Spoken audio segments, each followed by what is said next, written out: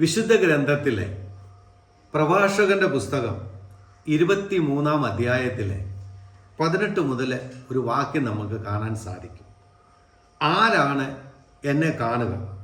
ഇരുട്ടെനിക്ക് മറയാണ്. ഭിത്തികൾ എന്നെ ഒളിപ്പിക്കുന്നു. ആരും എന്നെ കാണുന്നില്ല. ഞാൻ എന്തിന് പേടിക്കണം?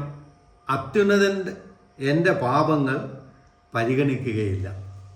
സ്നേഹമുള്ളവരെ, പലപ്പോഴും ജീവിതത്തിൽ നമ്മൾ പലതും ചെയ്തു കൂട്ടുമ്പോൾ നാം ചിന്തിക്കുന്നു നമ്മെ ആരും കാണുകയില്ല എന്ന്. എന്നാൽ വിശുദ്ധ ഗ്രന്ഥം നമ്മളെ ഓർമ്മപ്പെടുത്തുന്നുണ്ട്. സങ്കീർത്തകൻ ഇരിക്കുന്നതും എഴുന്നേൽക്കുന്നതും നടക്കുന്നതും ചിന്തിക്കുന്നതും വിചാരിക്കുന്നതുമെല്ലാം ദൈവം കാണുന്നു എന്ന്. ദൈവത്തിന് ഇരുട്ട് എന്ന് പറയുന്ന ഒന്നുമില്ല. ദൈവത്തിൻ്റെ സന്നിധിയിൽ മറ എന്ന് പറയുന്ന ഒന്നുമില്ല.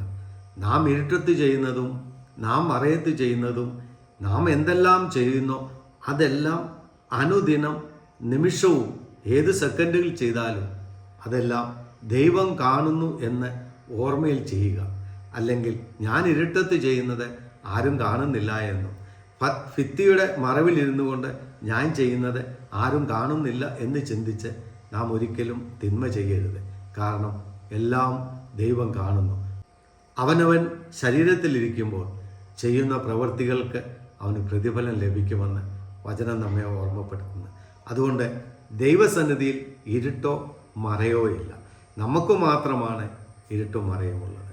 നാം ഇരുട്ടത്തും മറയത്തും ചെയ്യുന്നതെല്ലാം മനുഷ്യൻ കാണുന്നില്ലെങ്കിലും ദൈവം കാണുന്നു എന്ന ഓർമ്മയിൽ ചെയ്യുക. ദൈവം നിങ്ങളെ അനുഗ്രഹിക്കുക.